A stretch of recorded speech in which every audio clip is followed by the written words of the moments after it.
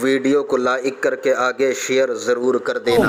میلاد کیا ہے، حضور کی آمد کیا ہے، اور حضور علیہ الصلوۃ والتسلیم نے میلاد منانے والوں کو کیسا انعام دیا۔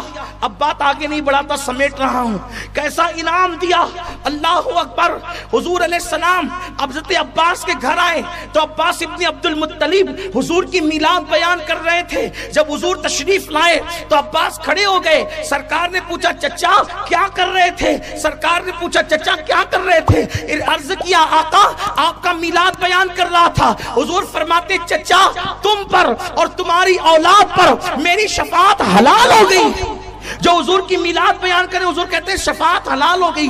پھر یہ جلوس کیوں نکلتا ہے، جھنڈے کیوں لگتے ہیں؟ شیخ عبدالحق محدث دہلوی نے لکھا ہے کہ جب حضور کی ولادت ہوئی تو حضرت آمنہ خاتون فرماتی کہ جبریل نے ایک جھنڈا کعبے پہ لگایا اور ایک جھنڈا حضرت آمنہ کے گھر پہ لگایا، اور ایک حدیث تو یہ ہے کہ ایک جھنڈا مشرق میں لگایا، ایک جھنڈا مغرب میں لگایا، اور ایک جھنڈا کعبے کی چھت پہ لگایا۔ یہ جھنڈا کیوں لگ رہا ہے؟ پرچم کب لہرائے جاتے ہیں؟ خوشی کے دن۔ 15 اگست کے دن ہمارے جھنڈا کیوں لہرتا ہے؟ خوشی کا دن ہے۔ ملک کو آزاد ہو تو پرچم ملک کا لہرایا جاتا ہے، کائنات کفر سے آزاد ہو تو مصطفیٰ جان رحمت کا پرچم لہرایا جاتا ہے۔ یہ سب حدیث میں ہے موجود۔ اگر آپ کو بات سمجھ میں نہیں آتی آپ آئیے بیٹھیے گفتگو کیجئے۔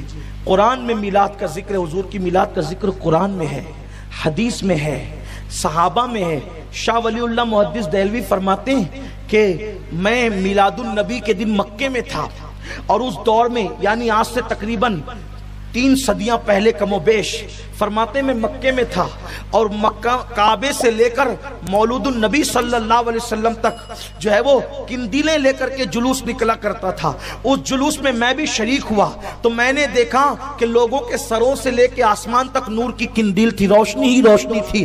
میں فیصلہ نہیں کر پا رہا تھا کہ یہ منظر میں اپنی ماتھے کی آنکھوں سے دیکھ رہا ہوں یا میں اپنے دل کی آنکھوں سے دیکھ رہا ہوں۔ یعنی وہاں بھی جلوس نکلتا تھا، جب وہاں پر 1924 سے پہلے تک کے وہاں بھی جلوس نکلتا تھا۔ عرب میں پوری دنیا میں عاشقان رسول حضور کا میلاد مناتے تھے۔ کیوں؟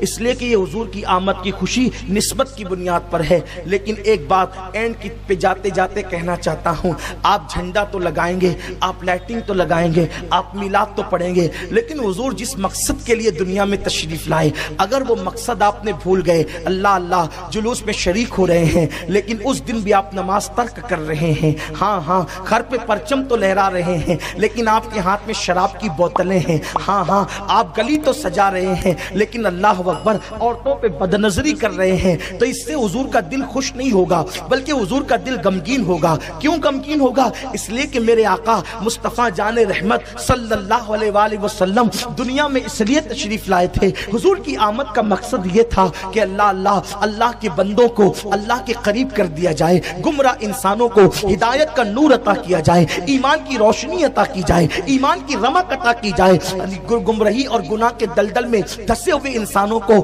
تقوی کی راہ کا مسافر بنا دیا جائے۔ مجھے بہت افسوس ہوتا ہے جلوس میں میری قوم کے جوان نعرے لگاتے ہیں غلامی رسول میں موت بھی قبول ہے، اور اس کے بعد ان کی جب پرسنل زندگی دیکھو، پرسنل لائف دیکھو تو کیا نظر آتا ہے کہ پرسنل زندگی کے اندر وہ گناہ کر رہے ہیں، وہ پاپ کر رہے ہیں، کہیں چوری کرتے نظر آتے ہیں، کہیں زنا کرتے نظر آتے ہیں، کہیں کسی کو قتل کرتے نظر آتے ہیں، کہیں نشے اور شراب کی لعنت میں ڈوبے ہوئے نظر آتے ہیں۔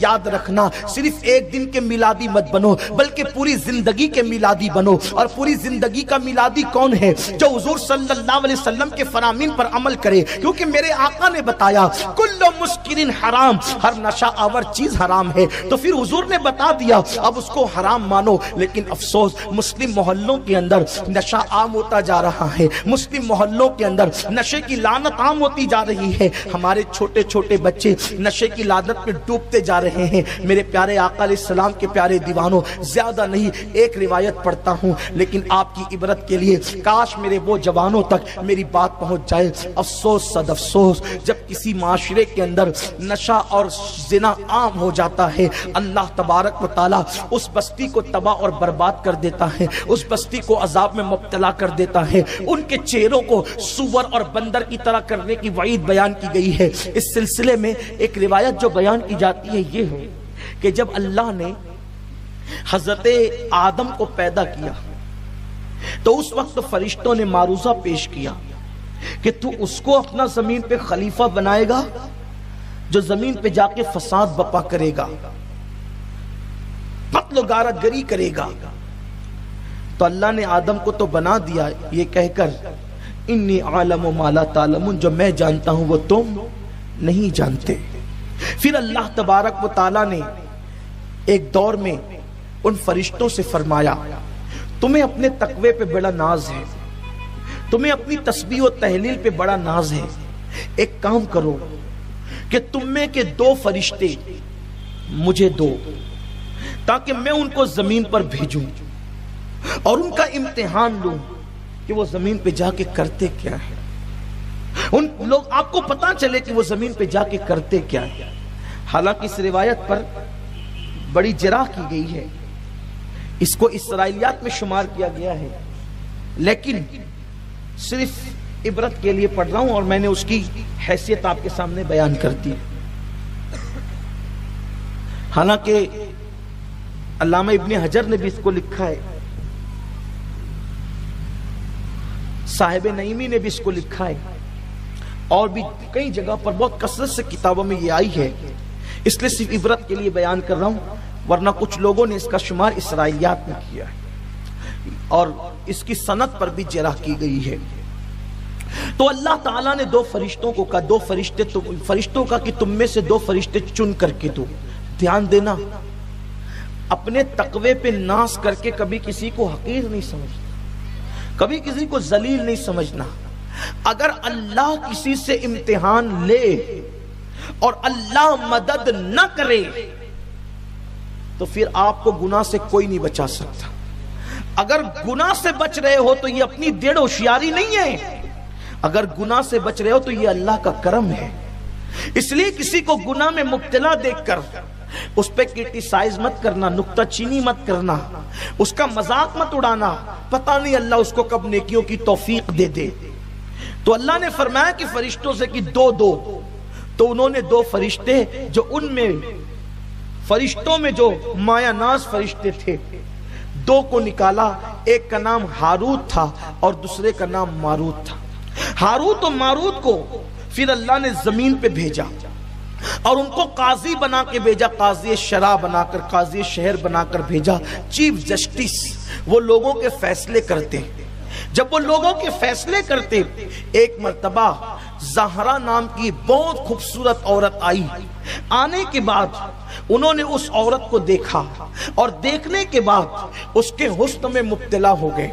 پتہ چلا حسن کو دیکھنا کتنا بھیانک ہے، حسن کو دیکھنا کتنا خطرناک ہے کہ انسان جو ہے وہ اس بلا کے اندر گرفتار ہو جاتا ہے۔ اسی لیے حضرت سیدنا سلیمان علیہ السلام نے اپنے بیٹوں کو نصیحت کی تھی، اے میرے بیٹو اگر تمہیں ناگ کے پیچھے جانا پڑے تو جانا، مگر حسن کے پیچھے مت جانا، ناگ ڈسے گا تو جان جانے کا خطرہ ہے اور ناجائز حسن ڈسے گا تو ایمان جانے کا خطرہ ہے۔ آج بہت افسوس کے ساتھ یہ بھی بات کہنی پڑتی ہے، آج میری قوم کے نوجوان، چھوٹی چھوٹی عمر کے نوجوان موبائل پر لڑکیوں سے بات کرنے میں لگے رہتے ہیں، الجھے رہتے ہیں، ناجائز محبتوں کا شکار ہو گئے۔ محلے کے اندر لڑکے لڑکی آپس میں ہنسی مذاق کر رہے ہیں، بات چیت کر رہے ہیں، ناجائز تعلقات قائم کر رہے ہیں، اور کبھی کبھی تو وہ ناجائز محبت انسان کو زنا تک لے کر کے جاتی ہے۔ اے میری قوم کے جوان، پاک دامن رہو تو اللہ تمہیں پاک دامن بیبیاں عطا فرمائے گا۔ اگر تم پاک دامن نہ رہے تو یاد رکھنا کسی کی تھالی پر، کسی کی رکابی پر، کسی کے کھانے پر حملہ کرنے والوں تمہارا کھانا محفوظ نہ رہے گا، کسی کے بستر کو کچلنے والوں تمہارا بستر محفوظ نہ رہے گا۔ میلاد النبی کا جشن صرف رسمی طور پر مت مناؤ بلکہ عمل کے میدان میں پختگی اختیار کرو، اپنی آنکھوں کو باحیا بناؤ، اپنے کردار کو پارسا بناؤ، اپنے اندر پارسائی پیدا کرو۔ کرو, صرف ظاہر کے مسلمان مت بنو بلکہ قلب کے بھی مسلمان بنو, نگاہ کے بھی مسلمان بنو. اقبال کہتے ہیں زبان سے کہہ لیا لا الہ تو کیا حاصل, دل و نگاہ مسلمان نہیں تو کچھ بھی نہیں. اپنی نگاہوں کے اندر تقدس پیدا کرو, اپنے کردار میں پاکیزگی پیدا کرو, اپنے کردار میں اتنی حیا اور پاکیزگی پیدا کرو کہ دنیا پکار اٹھے جب 1450 سال کے بعد آج نبی کے غلاموں کی پاکیزگی کا یہ عالم ہے تو مصطفیٰ جان رحمت کی پاکیزگی کی شان کا عالم کیا ہوگا. اپنے کردار سے اپنے نبی پاک کا کردار یاد دلا دو. اگر قوم کی بیٹیاں یہاں پر موجود ہیں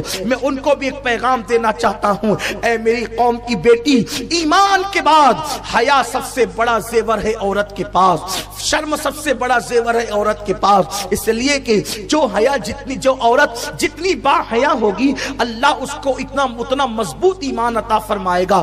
جس میں حیا نہیں ہے اس کے پاس ایمان نہیں ہے. پارسائی اختیار کرو. آج کی لڑکیاں دوپٹوں کو مفلر بنا کر کھوٹیوں پہ ٹانگ کر جو ہے وہ بے پردہ گھوم رہی ہے. کل ایسا ہوتا تھا کہ بیٹی اپنے باپ کے سامنے جانے میں ہچکچاتی تھی.